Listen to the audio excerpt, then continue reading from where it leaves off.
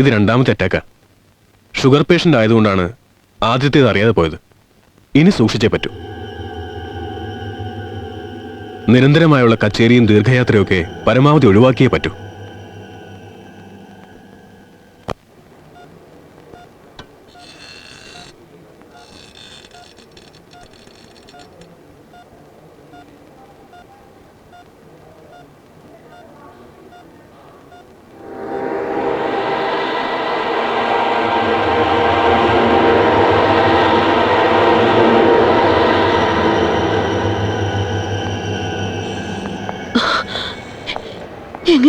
പേടിക്കാനൊന്നുമില്ല, മയക്കത്തില്ല.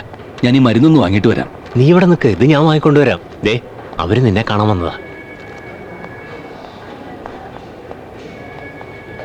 ഇതാണ് മാഷിന്റെ മകൻ സൂര്യനാരായണൻ. എന്ത് ചെയ്യുന്നു? പ്രത്യേകിച്ചൊന്നും ആയിട്ടില്ല. കുറച്ച് കുട്ടികൾക്ക് ട്യൂഷൻ എടുക്കുന്നുണ്ട്. പിന്നെ ഈ കച്ചേരിയും കാര്യങ്ങളും. അപ്പൊ പിന്നെ ഇയാളോട് പറഞ്ഞിട്ടെന്താ? എന്താ കാര്യം?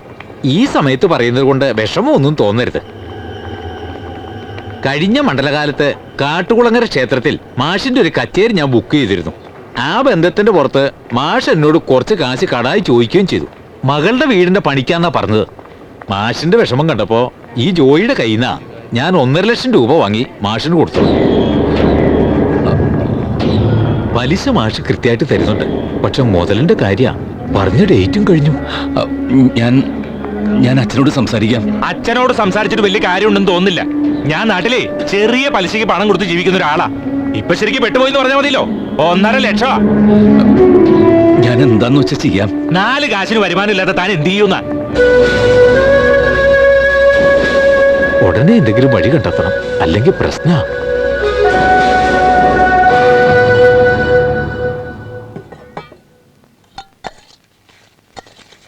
എടതി ആയില്ലേ? ഡോക്ടർ എന്താ പറഞ്ഞത്? ഇന്ന് വൈകുന്നേരത്തോടെ ICU മാറ്റാന്നാ പറഞ്ഞത്. അവളാണെങ്കിൽ കിടന്ന കിടപ്പ.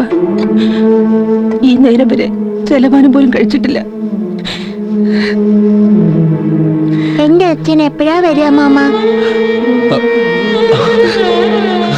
വരും. മാമനില്ലേ മോക്ക്? ഈശ്വര, എല്ലാം കൂടി ഒരുമിച്ച് താങ്ങാൻ വയ്യാതായല്ലോ എനിക്ക്.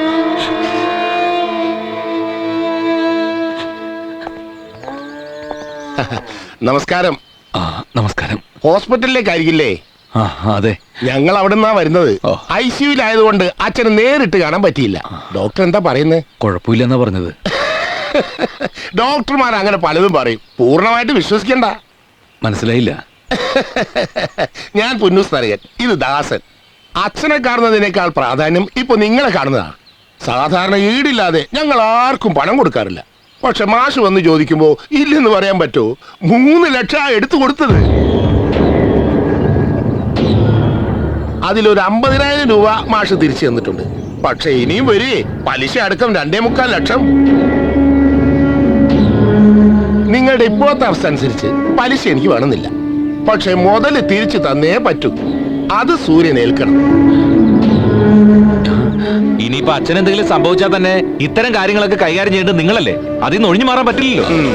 അപ്പൊ ഞങ്ങളെ കാശ് എപ്പോ തരാൻ പറ്റും? അതിപ്പോ ഇപ്പൊ തന്നെ തരണം എന്നല്ല പറയുന്നത്. 1-2 ആഴ്ചക്കുള്ളിൽ ഇതിനൊരു തീരുമാനം ഉണ്ടാവണം. എന്താ? അപ്പൊ എല്ലാം പറഞ്ഞതുപോലെ വരട്ടെ.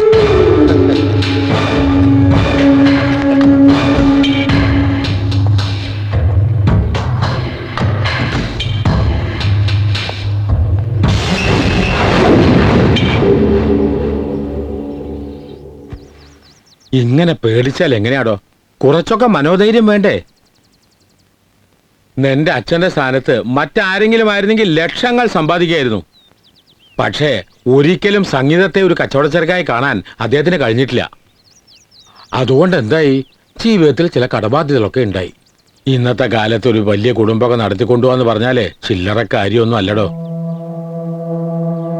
പിന്നെ തന്റെ അളിയൻ ദിവാരൻ ഗൾഫിൽ നിന്ന് വന്ന ശേഷം പല ബിസിനസ്സുകളും ചെയ്ത് കുറെ കടങ്ങൾ ഉണ്ടാക്കി വെച്ചില്ലേ? അതിൽ പലതും നിന്റെ അച്ഛൻ തന്നെയല്ലേ വീട്ടിൽ തീർത്ത്? എനിക്ക് ഒരെത്തും പിടിയും കിട്ടുന്നില്ല. സാറ് എന്നെ ഒന്ന് സഹായിച്ചേ പറ്റൂ.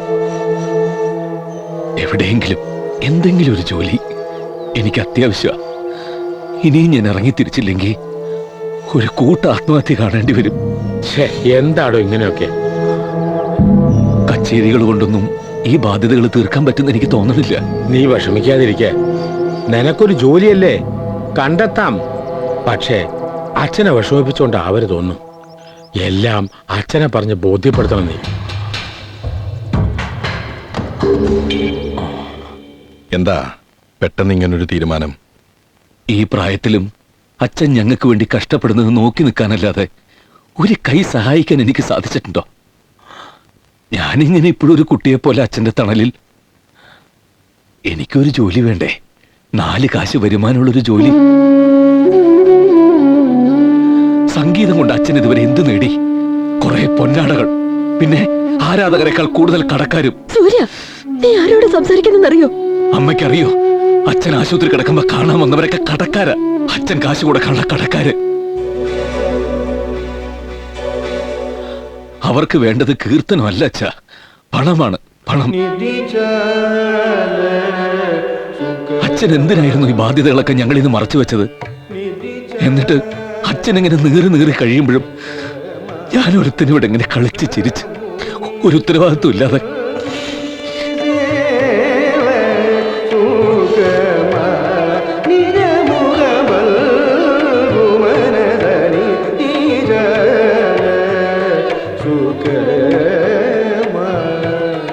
അച്ഛനെ കുറ്റപ്പെടുത്താനോ സങ്കടപ്പെടുത്താനോ വേണ്ടി പറഞ്ഞതല്ല. ഒരു ജോലി, അതിപ്പോ അത്യാവശ്യ. അതിന്റെ കാര്യങ്ങളൊക്കെ GK സാർ ഏറ്റിട്ടുണ്ട്. അച്ഛൻ എന്നെ തടയരുത്, അനുഗ്രഹിക്കണം.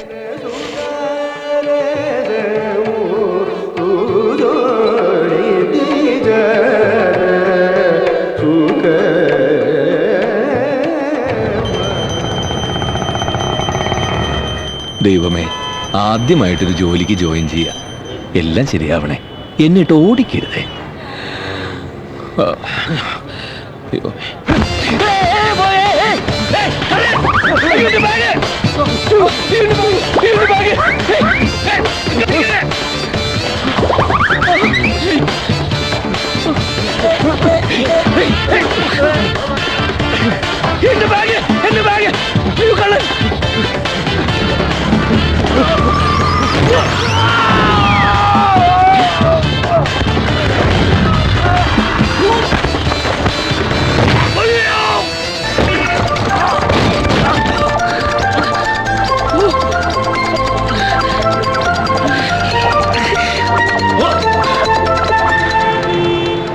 എന്താടാ നോക്കി പഠിപ്പിക്കുന്നത്? എന്താണോ കാണിച്ചത്? ഞാൻ എന്ത് കാണിച്ചതാ? ഒരു കള്ളൻ എന്റെ ബാഗ് അടിച്ച് മാറ്റിയത് കുട്ടിയുടെ കഴുത്തിലേക്ക് ഇട്ടപ്പോ അത് എടുക്കാൻ വേണ്ടി ഞാൻ ഇങ്ങനെ എന്റെ കഴുത്തിലിടെ. അതിന് താൻ എന്തിനാ എന്നെ കെട്ടിപ്പിടിച്ചുരുണ്ടത്? അനാവശ്യം പറയരുത്. കെട്ടിപ്പിടിച്ചു എന്നുള്ളത് സത്യം തന്നെ. പക്ഷെ കൂടുതൽ ഉരുണ്ടത് കുട്ടിയായിരുന്നു. ഈ പ്രായത്തിൽ ഇത്ര ഉരുളാൻ പാടില്ലായിരുന്നു കുട്ടി. ഏത് നേരത്തെ തന്നെ ഈ നട റോഡിലേക്ക് കെട്ടിയോ? അതൊരു നീണ്ട കഥയാണ് കുട്ടി. ആരോടെങ്കിലും ഒന്ന് തുറന്നു പറയാൻ ഇതിലും സൗകര്യമുള്ള സ്ഥലം ഇതുവരെ എനിക്ക് ഒത്തു കിട്ടിയിട്ടില്ല. പിന്നെ എന്തൊക്കെയുണ്ട് വിശേഷങ്ങൾ? കുട്ടിക്ക് 3-6 സ്ഥലമുണ്ടോ? എന്താ മോനെ നടുറോഡിൽ സൊല്ല? അല്ല, ഞങ്ങള് ചില ഫാമിലി മാറ്റേഴ്സ് ഡിസ്കസ് ചെയ്യായിരുന്നേ. കൂടുന്നോ? കൂടട്ടെ. കുട്ടി, ജീവിതം ഒരു വെയിലത്ത് തിളച്ചു മറിയുന്ന ടാറിട്ട റോഡ് പോലെയാ. കുട്ടിക്ക് അതിലെന്തെങ്കിലും അഭിപ്രായ വ്യത്യാസമുണ്ടോ? അല്ല, അഭിപ്രായ വ്യത്യാസം ഉണ്ടെങ്കിൽ പറയൂ. തനിക്ക് എന്താ വട്ടുണ്ടോ? തോന്നിവാസം മുഴുവൻ കാണിച്ചതും പറഞ്ഞിട്ട് നട റോഡിലിരുത്തി തത്വോപദേശം നൽകുന്നു. തത്വം കുറച്ചുകൂടി വേണോ? പോവുക പോടോ, ഒരു തത്വ ബോംബ്.